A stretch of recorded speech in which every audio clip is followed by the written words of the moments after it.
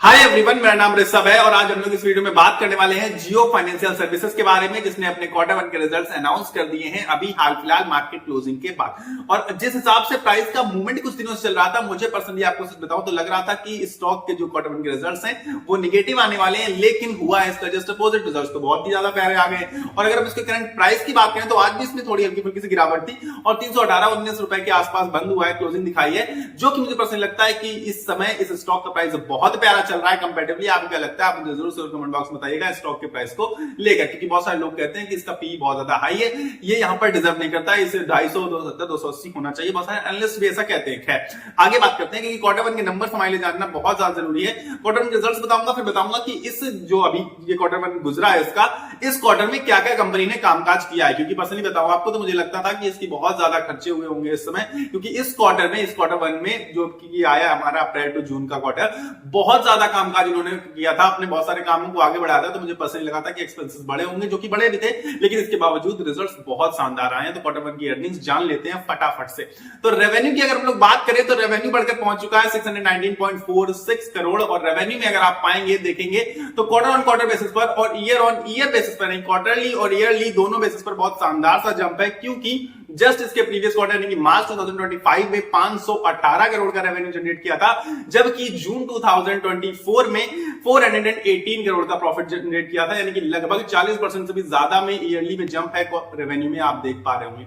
Next बात करते हैं अगर हम लोग इसमें प्रॉफिट की, जो कि नेट प्रॉफिट है इसका, तो नेट प्रॉफिट निकल कर आया है 324.66 करोड़, यानी कि 325 करोड़ ऑलमोस्ट हम लोग बोल सकते हैं, जो कि आप पाएंगे कि प्रॉफिट बहुत एक्स्ट्राऑर्डिनरी नहीं जनरेट कर पाए लोग। उसका रीजन मैं आपको बता चुका हूं ऑलरेडी कि इनके एक्सपेंसेस इस क्वार्टर में काफी ज्यादा थे, नहीं तो प्रॉफिट बहुत अच्छा और निकल कर आता, लेकिन प्रॉफिट बहुत बेहतरीन नहीं आया। लेकिन खराब कहीं से भी नहीं है, क्योंकि क्वार्टर ऑन क्वार्टर बेसिस पर और ईयर ऑन ईयर बेसिस पर दोनों में ही प्रॉफिट में भी जंप है। बहुत शानदार जंप नहीं है, लेकिन जंप है। क्योंकि हम बात करेंगे जून 2024 यानी कि ईयरली बेसिस पर, तो 313 करोड़ का प्रॉफिट जनरेट किया था, जबकि अगर मार्च 2025 यानी कि लास्ट क्वार्टर की बात करें, इसके प्रीवियस क्वार्टर की, तो 316 करोड़ का प्रॉफिट जनरेट किया था। यानी कि प्रॉफिट बहुत एक्स्ट्राऑर्डिनरी नहीं आया, लेकिन बिल्कुल खराब नहीं आया। मैं कहूंगा जिस हिसाब के एक्सपेंसेस रहे हैं, एक्सपेंसेस में काफी ज्यादा बढ़ोतरी हुई थी, तो यानी कि बहुत अच्छे रिजल्ट है, कोई कमी नहीं है। प्रॉफिट भी इंक्रीमेंट हुआ, बहुत मार्जिन से इंक्रीमेंट नहीं हुआ, लेकिन प्रॉफिट इंक्रीज है। और रेवेन्यू में बहुत ज्यादा मार्जिन से इंक्रीमेंट हुआ है, जो कि आपको देखने को मिलेगा। आप लगातार आप पाएंगे कि इसके रिजल्ट्स एक्स्ट्रा ऑर्डिनरी ही आएंगे, लगातार इसके रिजल्ट्स बेहतर आएंगे। रिजल्ट्स में अब कोई खराबी नहीं आने वाली है। और एक्चुअली मैंने कहीं पढ़ा था,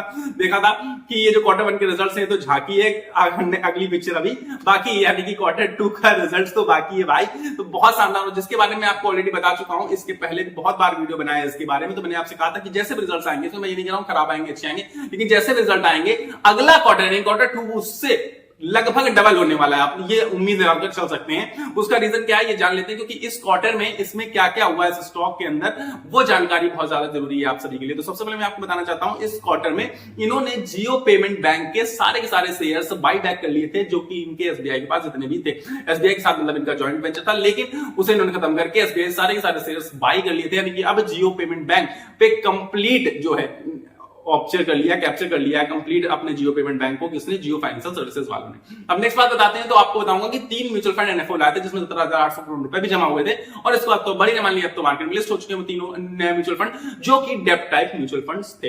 नेक्स्ट बात अगर मैं बताऊं तो ब्रोकरेज बिजनेस की भी मंजूरी ने इसी क्वार्टर में मिली थी, और एडवाइजरी बिजनेस की भी मंजूरी इसी क्वार्टर में मिली थी। और खास बात मैं आपको बता देता हूं, इस क्वार्टर की बात अभी हाल फिलहाल की बात है, कल परसों की बात है, तो 5 नए म्यूचुअल फंड्स लेकर आ रहे हैं, जो कि इस बार डेब्ट फंड नहीं होंगे, इक्विटी फंड्स होंगे और इंडेक्स फंड्स होंगे, जिसके लिए सेबी ने ऑलरेडी ने मंजूरी दे दी, ऑलरेडी ने अप्रूवल दे दिया है। अब आप समझ जाइए कि बहुत शानदार कामकाज चल रहा है, और ये कामकाज लगातार आगे बढ़ने वाला है। नॉर्मल सी बात है, ब्रोकरेज बिजनेस में जिस दिन इन्होंने एंट्री मार ली, हालांकि मंजूरी मिल चुकी है, कभी भी कामकाज चालू हो सकता है, कभी भी ला सकते हैं, कुछ भी कर सकते हैं, हड़कम मचा देंगे। मुझे पर्सनली लगता है कि ब्रोकरेज बिजनेस में बहुत बड़ा स्कोप है, बहुत बड़ा स्कोप है इनफैक्ट, क्योंकि सबसे ज्यादा जो लोगों को खलता है, ट्रेडर्स हो या फिर लोग नॉर्मल बाई सेल करते हैं डिलीवरी में भी, तो ब्रोकरेज बहुत ज्यादा खलती है। 20 रुपए की ब्रोकरेज जो पड़ती है, जितनी ब्रोकरेज पड़ती है अप टू कह सकते हैं जितना भी पड़ रहा है कम ज्यादा हो जाता है उसमें, खैर ऐसी बात बड़ी बात नहीं, लेकिन मैक्सिमम 20 पड़ता है, तो इसे ये डिक्रीज कर सकते हैं। मुझे पर्सनली ऐसा लगता है कि इस पर ये बहुत बड़ा इंपैक्ट डालेंगे और ब्रोकरेज बिजनेस को डिसरप्ट कर सकते हैं। किसी बिजनेस को इनफैक्ट तो डिसरप्ट कर सकते हैं, ऐसा हम लोगों ने बहुत बार देखा भी है, टेलीकॉम इंडस्ट्री में, सॉफ्टवेयर में कैंपा को लेकर आए, तो ये सारी चीजें हैं। पर्सनली मुझे ऐसा लगता है अगर बात करें टारगेट प्राइसिंग की, ये सबसे ज्यादा जरूरी होता है जानना, तो मुझे पर्सनली अभी भी मैं इसी बात के साथ श्योर हूं कि ये 2025 में 400 का प्राइस जरूर से जरूर टच करेगा।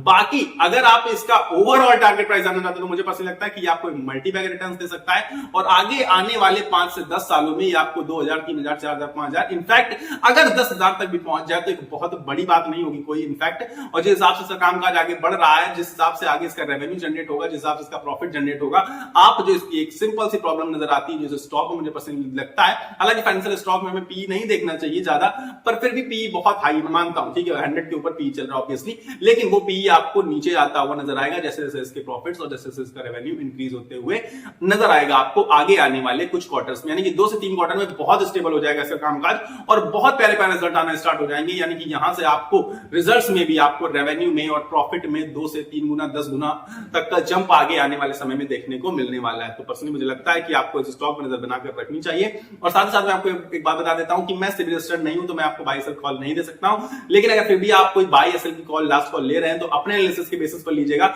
या फिर अपने फाइनेंशियल एडवाइजर से पूछ कर लीजिएगा। तो फिलहाल मेरे पास इस वीडियो में इतना ही है, मिलेंगे अगली वीडियो में, लेकिन उससे पहले आपको कहीं नहीं जाना क्योंकि एक फ्री ऑफ कॉस्ट बिल्कुल फ्री की चीज मैं आपसे मांगना चाहता हूं, वो है आपका लाइक। नीचे लाइक का बटन आ रहा है उसको दबाकर वीडियो को लाइक कर दीजिए, साथ साथ चैनल सब्सक्राइब करके मेरे साथ जुड़ जाइएगा ताकि आपको रेगुलर बेसिस पर शेयर मार्केट से रिलेटेड वीडियोस मिलते रहें, क्योंकि मैं रेगुलर बेसिस पर शेयर मार्केट से रिलेटेड वीडियोस कवर करता हूं। और अगर आप मेरे द्वारा रेगुलर बेसिस पर मार्केट से वीडियोस चाहते हैं तो आप चैनल के सब्सक्राइब बटन नीचे आ रहा होगा उसको दबाकर मेरे साथ जुड़ जाइएगा। मिलेंगे अगले वीडियो में, तब तक के लिए आप सभी को अपनी सेहत का ख्याल रखना है, स्वस्थ रहिए, मस्त रहिए, नमस्कार, धन्यवाद।